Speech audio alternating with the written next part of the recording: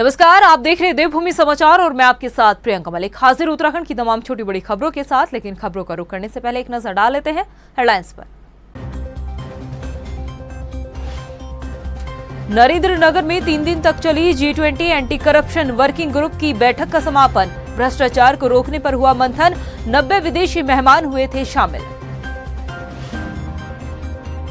उत्तराखंड में फिर तेज हुई धामी मंत्रिमंडल के विस्तार की चर्चाएं। कैबिनेट से कई मंत्रियों की हो सकती है छुट्टी। सीएम के दिल्ली दौरे के चलते राजनीतिक गलियारों में सुगबुगाहट तेज। 23 जून तक तैयार होगा उत्तराखंड की यूनिफॉर्म सिविल कोड का ड्राफ्ट। मिले कई सुझावों को भी शामिल करेगी एक्सपर्ट कमेटी। शहीदों के परिजनों और पत्नी को मिल सकते हैं नए अधिकार। और मोदी सरकार के 9 साल के कार्यकाल पर कांग्रेस ने किताब जारी कर पूछे 9 सवाल। बेरोजगारी, महंगाई, किसान और राष्ट्रीय सुरक्षा को लेकर साधा निशाना। हेडलाइंस के बाद बुलेटिन में खबरें विस्तार से। टिहरी के नरेंद्रनगर में चल रही G20 anti corruption working group बैठक का समापन हो चुका है। 3 दिन तक चली इस बैठक के दौरान 20 सदस्य देशों, 10 आमंत्रित देशों और 9 अंतर्राष्ट्रीय संगठन के 90 से ज्यादा प्रतिनिधियों ने हिस्सा लिया था। इस बैठक में प्रतिनिधियों ने भ्रष्टाचार को रोकने और उससे मुकाबला करने के लिए 3 उच्च स्तरीय सिद्धांतों पर सहमति भी जताई है। पहला, जिम्मेदार सार्वजनिक निकायों और प्राधिकरणों की अखंडता और प्रभावशीलता को बढ़ावा देना। दूसरा, भ्रष्टाचार का मुकाबला करने के लिए कानून को मजबूत करना। और तीसरा, भ्रष्टाचार से संबंधित संपत्ति वसूली तंत्र को मजबूत करना। इन सभी सिद्धांतों पर चर्चा की गई। इसके साथ ही डेलीगेट्स को ऋषिकेश में प्रवास के दौरान भारत की समृद्ध संस्कृति, विरासत और व्यंजनों के स्वाद लेने का भी अवसर मिला। उत्तराखंड में इन दिनों सियासी गलियारों में धामी मंत्रिमंडल विस्तार को लेकर चर्चाएं काफी तेज हो चली है। हर किसी की निगाहें धामी मंत्रिमंडल के खाली पड़े पदों पर टिकी है।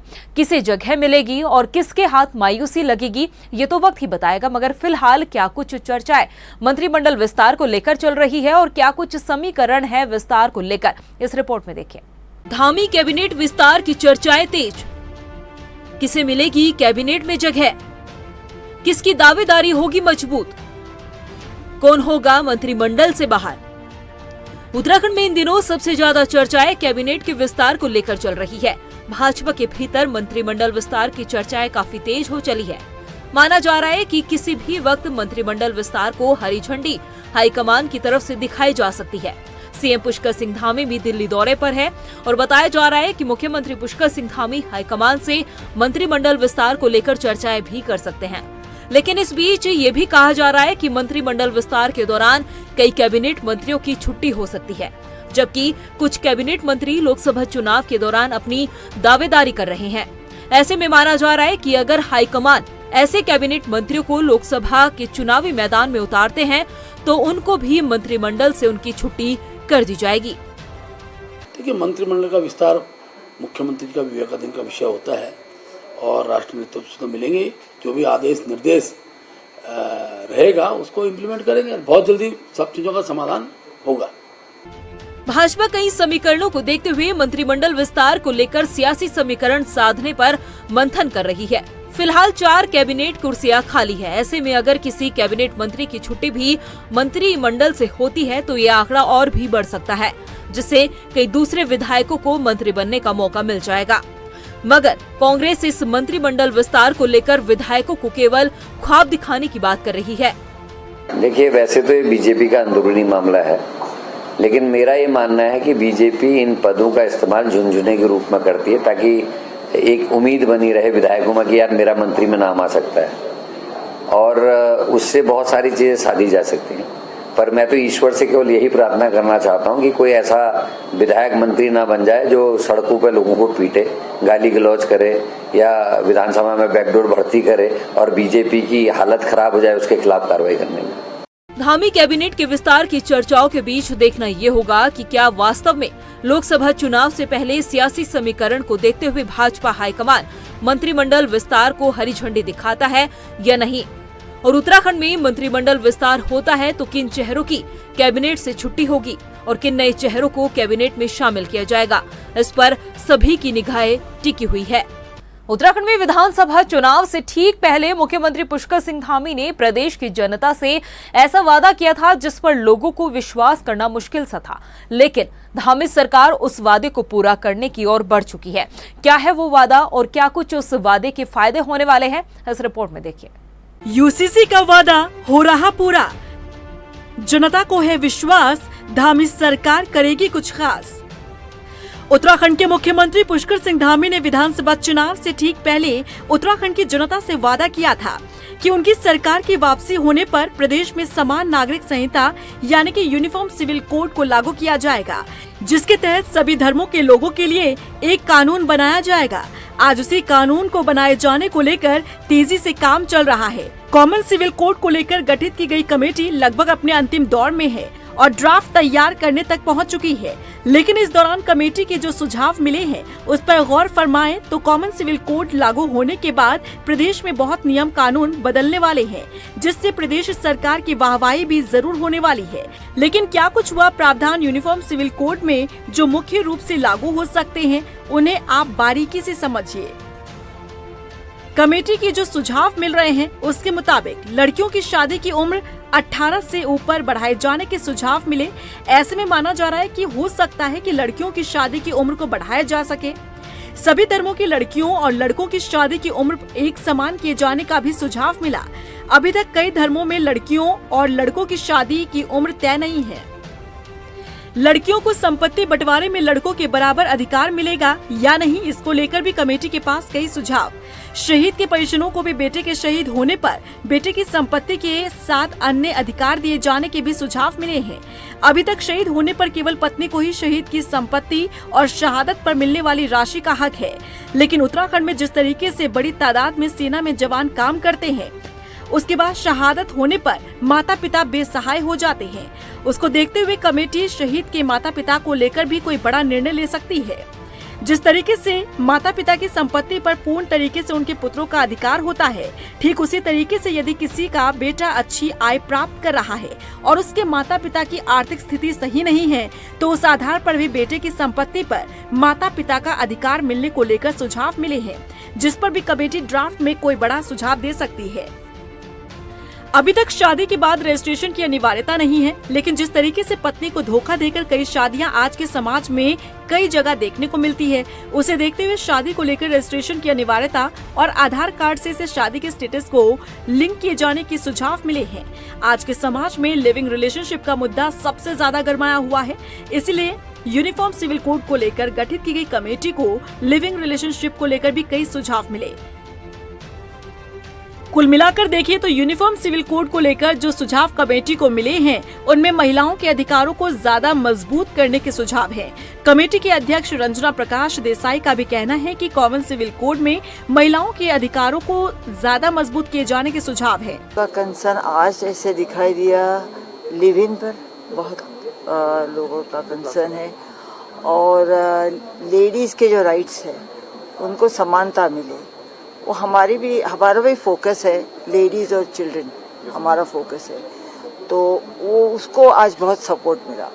हर एक ने यही कहा कि इक्वल राइट्स होने चाहिए प्रॉपर्टी में, सब जगह लेडीज और मेन ऑन इक्वल फुटिंग होना चाहिए। तो उस हिसाब से इसी तरह हम काम करेंगे। यूनिफॉर्म सिविल कोड के गठन को लेकर मुख्यमंत्री पुष्कर सिंह धामी का कहना है कि उन्होंने जनता से जो वादा किया था उसे वो पूरा करने जा रहे हैं। जल्द ही उत्तराखंड देश का पहला राज्य बनने जा रहा है जहां यूनिफॉर्म सिविल कोड लागू हो जाएगा।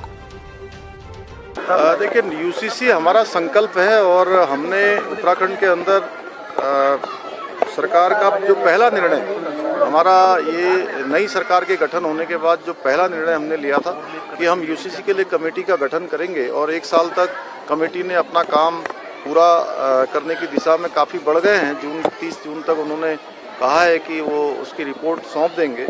तो मैं ये कहना चाहता हूँ कि ये यूसीसी का जो मॉडल है, ये मॉडल अपने आप में एक सभी के लिए आगे आने वाले समय में मॉडल बनेगा और उत्तराखंड हम इसको लागू करने की दिशा में आगे बढ़ेंगे। और मैं बार बार कह रहा हूँ कि हमने इसकी शुरुआत की है, हम भारतवर्ष के अन्य राज्यों से भी सभी से अपेक्षा करेंगे कि सभी राज्य इस दिशा में आगे बढ़ें और समान नागरिक संहिता लागू करने के लिए दिशा के लिए कदम उठाएं। यूनिफॉर्म सिविल कोड को लेकर गठित की गई कमेटी का कार्यकाल 30 जून को पूरा होने जा रहा है। ऐसे में उम्मीद की जा रही है कि 30 जून से पहले कमेटी ड्राफ्ट तैयार कर सरकार को सौंप देगी। ऐसे में उम्मीद है कि सरकार जल्द ही यूनिफॉर्म सिविल कोड को प्रदेश में लागू कर देगी, जिससे सभी धर्म के लोगों के लिए समान नागरिक संहिता प्रभावी रूप से भी लागू हो जाएगी। वहीं दिनेशपुर में भाजपा कार्य समिति की बैठक का आयोजन किया गया। इस बैठक में पीएम मोदी के 9 साल के कार्यकाल को जन जन तक पहुंचाने का मंथन हुआ है। जिला अध्यक्ष गुंजन सुखीजा ने बताया कि भाजपा का उद्देश्य है कि एक एक कार्यकर्ता मोदी सरकार के 9 साल के कार्यकाल में हासिल हुई उपलब्धियों को जनता तक पहुंचाए। वहीं बैठक में शामिल हुए गदरपुर विधायक अरविंद पांडे ने प्रधानमंत्री नरेंद्र मोदी के कार्यकाल में चल रही जनहित की सभी योजनाओं का भी जिक्र किया है। विश्व के किसी नेता के काम की तुलना आप करेंगे तो हिंदुस्तान के प्रधानमंत्री जी का 9 साल का ये कार्यकाल विश्व का नंबर 1 का कार्यकाल साबित होगा, ये हमें विश्वास है। और आम जनता जानती है कि देश को आज़ाद हुए 75 साल हुआ है और इस 75 साल में 9 साल में हिंदुस्तान की छवि को जो बनाने का मोदी जी ने काम किया है, ये अपने आप में बेमिसाल है।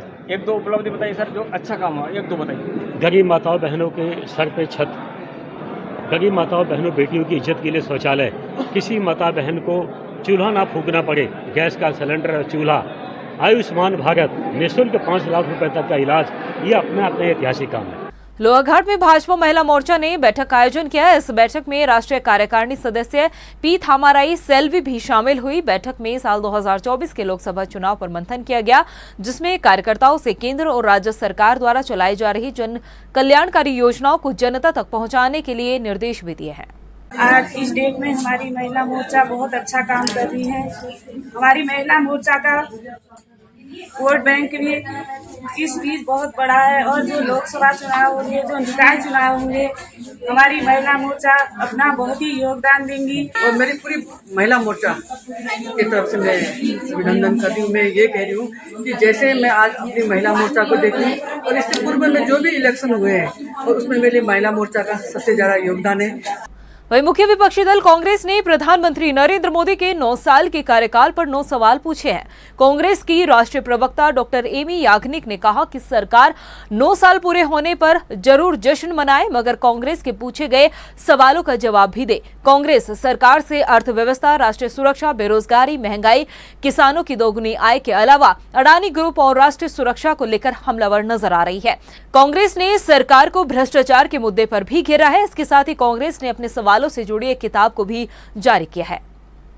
आज हम 35 शहरों में प्रेस वार्ता कर रहे हैं। मोदी सरकार के 9 साल पूरे हुए और हमने 9 साल के 9 प्रश्न पूछे हैं कि इस बार तो 9 साल पूरे होने के बाद मोदी साहब अपनी चुप्पी तोड़ेंगे और जवाब देंगे।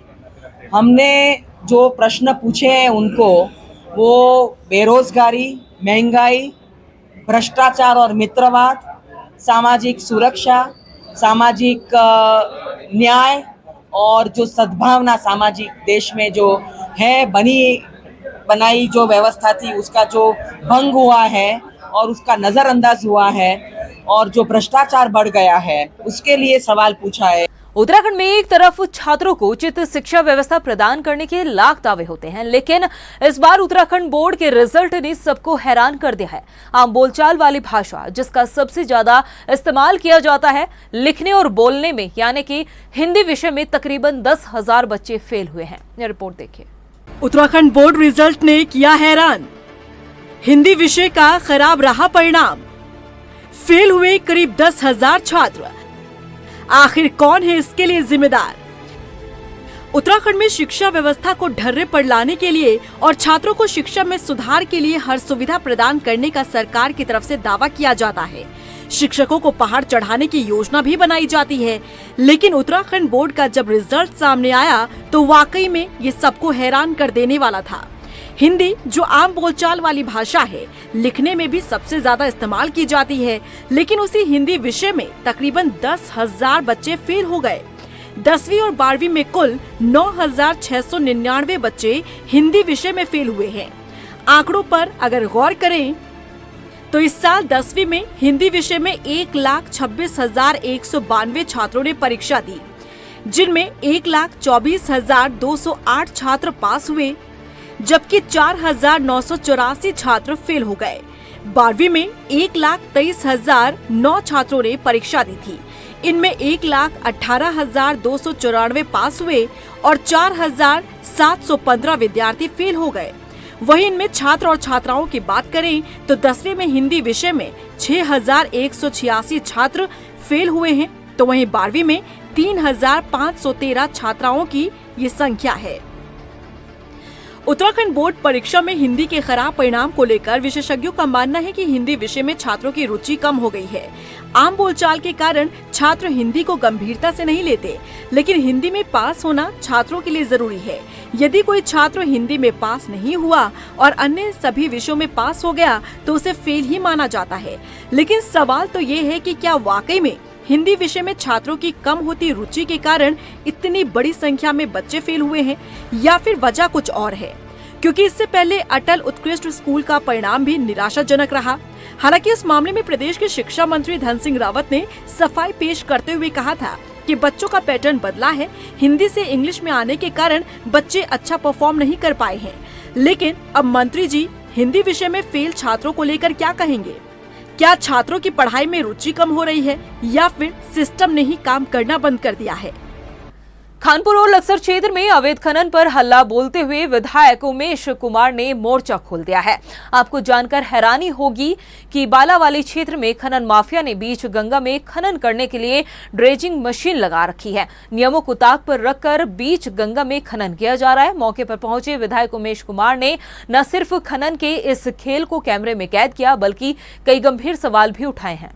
कि मैं इस समय बालावाली के गंगा तटबंध के किनारे हूं और यहां पर हमने एक पनडुब्बी पकड़ी है। ये पनडुब्बी अवैध खनन का माध्यम बनी हुई है। सरेआम गंगा का सीना चीरकर यहां पर अवैध खनन हो रहा है। खानपुर विधानसभा में और लक्सर विधानसभा में लगातार 3 दिन बड़ी घटनाएं हुई। 3 युवक निर्मम तरीके से, उनकी हत्या कहूंगा मैं, घटना नहीं कहूंगा, जिस तरह अवैध खनन के डंपर ने उनको कुचल दिया। वहीं किच्छा में प्रशासन की टीम ने अतिक्रमण को ध्वस्त किया है। अतिक्रमण पर कार्रवाई करने पहुंची टीम ने बताया कि लोगों को अतिक्रमण हटाने के लिए पहले ही नोटिस दे दिया गया था। हालांकि इसके बाद भी लोग प्रशासन का विरोध करते नजर आए। अतिक्रमण हटाने की कार्रवाई चल रही है। इन लोगों को पहले भी नोटिस दिया चुका है और इनको बता दिया गया था कि सरकारी भूमि से अपना सामान खुद ही हटा लें, वरना इनका सामान खुद हटाया जाए। अभी जो भी चिन्हित हुए हैं, जो भी चिन्हित किए गए हैं, अभी वो चल रहा है। उसके बाद फिर चिन्हित किया जाएगा, उनके खिलाफ कार्रवाई। देहरादून की एसएसपी पुलिस ने फार्म हाउस में चोरी की घटना को अंजाम देने वाले एक शातिर चौकीदार अमरपाल को आईएसबीटी से गिरफ्तार किया है। पुलिस ने आरोपी के कब्जे से चोरी किए गए करीब 2.5 लाख रुपए बरामद किए हैं। आपको बता दें कि 25 मई को फार्म हाउस के ऑफिस से लॉकर तोड़कर 3 लाख रुपए का कैश चुराया गया था। सीसीटीवी की मदद से आरोपी को गिरफ्तार किया गया है। के घर में चोरी हुई है। बेसिकली इन्होंने भी 1 हफ्ते पहले ही एक अपने वहाँ पे एक नौकर रखा था और उसका सत्यापन नहीं कराया गया था, तो उसी पे इन्होंने शक भी जाहिर किया। अराउंड 3 लाख समथिंग की चोरी हुई थी। तो उसी में फिर जब इनके द्वारा जानकारी की गई तो हमने सीसीटीवी फुटेज और मोबाइल लोकेशन वगैरह से उसमें काम किया। तो ये आज जो इनके वहाँ पे ये काम करता था अमरपाल है, ये बेसिकली ये यूपी मैनपुरी का रहने वाला है। इसको गिरफ्तार किया गया है और इसके पास से हमने जो इनकी चोरी की गई रकम थी 2,48,210 रुपये वो अभी बरामद करी है। और बाकी चूंकि ये यूपी का रहने वाला है तो इसके हम आपराधिक इतिहास की भी जानकारी कर रहे हैं। चंपावत में पुलिस ने शराब की 212 बोतलों के साथ हरियाणा के 2 तस्करों को गिरफ्तार किया है। आपको बता दें कि आरोपियों ने बड़ी चालाकी से शराब को कार के चारों दरवाजे, अगले और पिछले बम्पर और बोनट की डिग्गी के अंदर गुप्त तरीके से छुपा कर रखा था, जिसे देख पुलिस भी काफी हैरान रह गई। दोनों आरोपियों को जेल भेज दिया गया है। वही जंगल में अब जहरीले केमिकल से बाघों को जान का खतरा बनने लगा है। हल्द्वानी की छकाता फॉरेस्ट रेंज में कुछ वक्त पहले एक बाघ का शव मिला था। मौत के कारण को जानने के लिए शव का पोस्टमार्टम कराया गया और पोस्टमार्टम रिपोर्ट में जहरीली धातु की पुष्टि हुई है। माना जा रहा है कि जंगल के दूषित जल स्रोतों को इसकी चपेट में आ चुके हैं। इसकी वजह से वन्य जीवों में कैंसर का खतरा भी बढ़ गया है। डीएफओ बाबूलाल ने बताया कि पहली बार किसी बाघ के शरीर में हैवी मेटल का ये मामला जानकारी में सामने आया है, जिसके चलते अब जल स्रोतों की भी सैंपलिंग कराई जा रही है। जो ये 2 मार्च की घटना थी, एक चकाता रेंज में एक बाघ की डेथ हुई थी। तो जो पोस्टमार्टम रिपोर्ट आई उसमें तो ये आया कि ये सेप्टिक की वजह से हुआ है, चूँकि उसकी सेप्टिक की वजह से, चूँकि उसके दाहिने हाथ में आगे एक पस मिला था। और जो इसकी हमने दूसरा सैंपल भेजा था IVRI बरेली, तो जो वहाँ से रिपोर्ट आई उसमें उन्होंने ये कहा कि जो पेस्टिसाइड है वो तो नेगेटिव था, बट बॉडी में हैवी मेटल्स पाए गए। प्रदेश की खबरों में इतना ही, फिर हाजिर होंगे कुछ खास खबरों के साथ। तब तक के लिए मुझे दे इजाजत, नमस्कार। नरेंद्रनगर में 3 दिन तक चली G20 anti corruption working group की बैठक का समापन। भ्रष्टाचार को रोकने पर हुआ मंथन, 90 विदेशी मेहमान हुए थे शामिल। उत्तराखंड में फिर तेज हुई धामी मंत्रिमंडल के विस्तार की चर्चाएं। कैबिनेट से कई मंत्रियों की हो सकती है छुट्टी। सीएम के दिल्ली दौरे के चलते राजनीतिक गलियारों में सुगबुगाहट तेज। 23 जून तक तैयार होगा उत्तराखंड की यूनिफॉर्म सिविल कोड का ड्राफ्ट। मिले कई सुझावों को भी शामिल करेगी एक्सपर्ट कमेटी। शहीदों के परिजनों और पत्नी को मिल सकते हैं नए अधिकार। और मोदी सरकार के 9 साल के कार्यकाल पर कांग्रेस ने किताब जारी कर पूछे 9 सवाल। बेरोजगारी, महंगाई, किसान और राष्ट्रीय सुरक्षा को लेकर साधा निशाना।